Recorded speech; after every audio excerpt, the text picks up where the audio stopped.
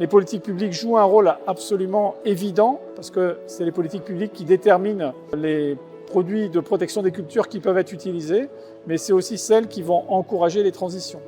Et les politiques publiques, elles doivent donner un signal à long terme et donc un signal fort et un signal stable.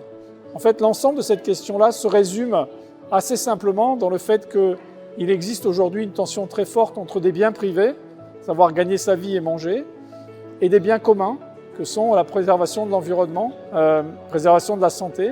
Et la particularité du temps que nous vivons, c'est que les biens communs sont communs aujourd'hui et à demain.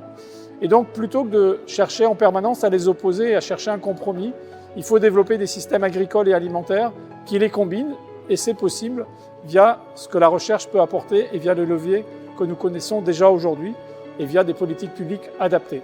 The EU Green Deal has different strategies, and as part of the Farm to Fork strategy, there was a proposal to revise the Sustainable Use Directive, which is now proposing a 50% reduction in pesticide use.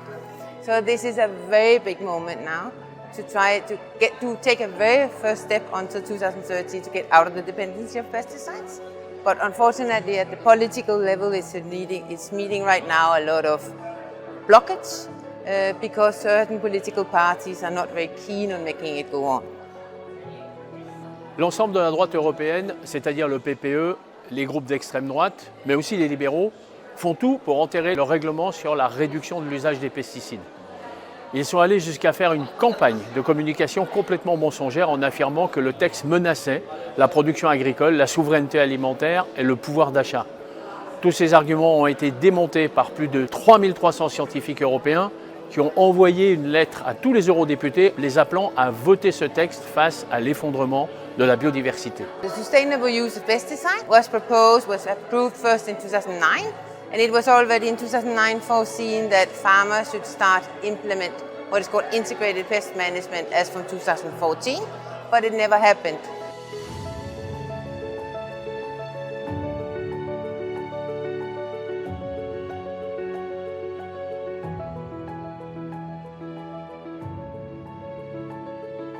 L'un des points centraux de ce règlement est ce qu'on appelle les zones sensibles. Avec les Verts, je lutte pour que la population, la biodiversité, les cours d'eau, les zones de captage d'eau potable soient réellement protégées de la contamination par les pesticides. Nous ferons tout pour que la définition des zones sensibles soit la plus exigeante possible.